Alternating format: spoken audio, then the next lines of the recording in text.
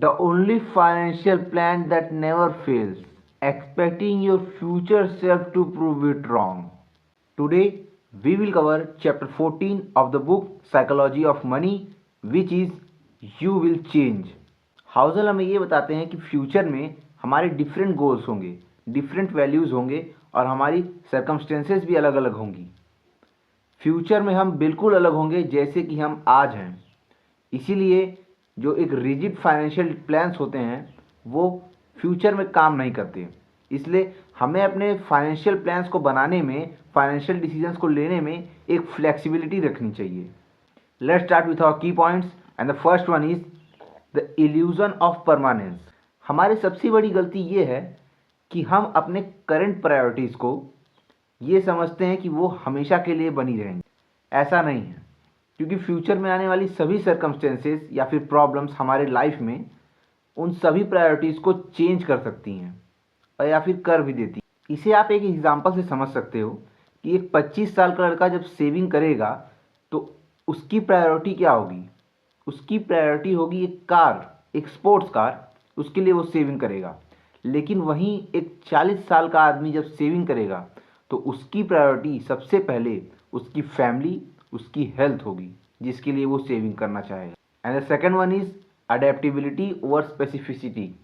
The overly detailed financial plans that is I will retire at 50 and travel the world are very irrelevant of risk that will evolve circumstances.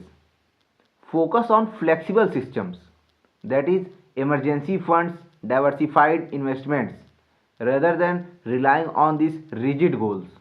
The third point is room for error. Housel argues to build buffers, that is savings and liquidity, to absorb the shocks from both the events, from like external events like market crashes and the internal ones, that is change in passions. The fourth one is danger of overconfidence. आप ये assume कर लेते हो कि आप कभी change नहीं होगे और इससे आप अपने फाइनेंशियल प्लान्स को इस तरह से मॉडिफाई कर देते हैं कि आप जैसे फ्यूचर में चेंज नहीं होंगे, सिचुएशंस यही बनी रहेंगी जो कि अभी हैं। आप अपने मनी को इलिक्विड एसेट्स में डाल देते हैं। आप अपने आप को ऐसे करियर में डाल देते हैं जो कि आपको बाद में अच्छा ना लगे। तो इसीलिए कभी भी ओवर कॉन्फिडेंस ना होइए कि आप कभी चेंज नहीं होंगे। Everyone change. And the fifth one is long-term optimism. While the plan should adapt, maintaining optimism for growth. हमें अपने प्लान को टाइम के हिसाब से अडेप्ट करना चाहिए, लेकिन एक चीज़ हमें मेंटेन करनी चाहिए जो कि है ग्रोथ। हमें ग्रोथ के साथ कभी भी कॉम्प्रोमाइज़ नहीं करनी चाहिए। हमारे प्लान्स को हमें चेंज करना चाहिए, मॉडिफाई करना चाहिए, लेकिन एक बात का इंश्योर करके कि क्या ग्रोथ हो रही है। अगर ग्रोथ नहीं हो रही है तो इसका मतलब है कि हमें एक दूसरे प्लान की ज़रूरत है। तो इस चैप्टर का टेक अवे ये है कि we should never think that nothing will change, because everything will change over time. हमें एक फ्लेक्सिबिलिटी, एक रूम फॉर एरर के साथ अपने सभी फाइनेंशियल प्लान्स को बनाना है और उसे इम्प्लीमेंट करना है। I hope you like the video, so please make like and subscribe.